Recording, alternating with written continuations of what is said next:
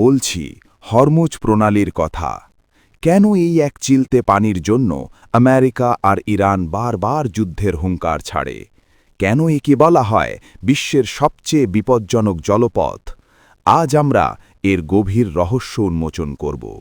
মানচিত্রের দিকে তাকালে দেখবেন একদিকে ইরান আর অন্যদিকে ওমান ও সংযুক্ত আরব আমিরাত।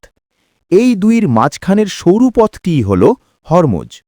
এটি বিশ্বের সবচেয়ে বড় তেল সরবরাহকারী রুট। প্রতিদিন প্রায় 2 কোটি ব্যারেল অপরিশোধিত তেল এখান দিয়ে পার হয়। সহজভাবে বললে সমুদ্রপথে সারা বিশ্বে যত তেলের ব্যবসা হয় তার 20% এই ছোট পথটি দিয়ে যায়। এটি বন্ধ হওয়া মানেই বিশ্বজুড়ে তেলের দাম ডবল হয়ে যাওয়া। ভৌগোলিকভাবে এটি এক অদ্ভুত জায়গায় অবস্থিত। এটি পারস্য উপসাগর এবং ওমান উপসাগরকে সংযুক্ত করেছে।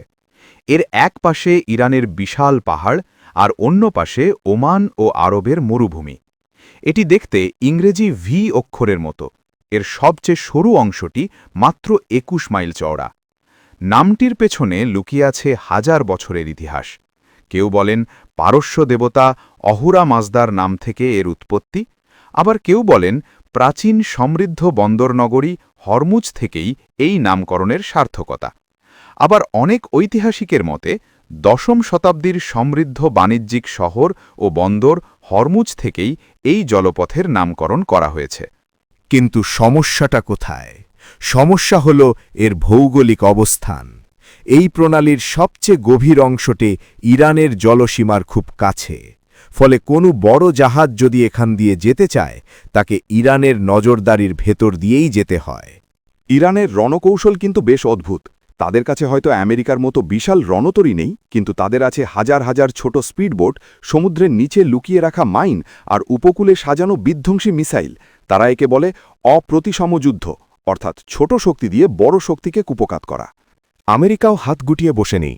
বাহরাইনে তাদের বিশাল নৌঘাঁটি 5th ফ্লিট দিনরাত পাহারা দিচ্ছে এই জলপথ। ইরান যখনই হুমকি দেয় যে তারা হরমুজ বন্ধ করে দেবে, তখনই উত্তপ্ত হয়ে ওঠে পারস্য উপসাগর। শুরু হয় ড্রোন হামলা আর ট্যাঙ্কার আটকের এক স্নায়ুযুদ্ধ।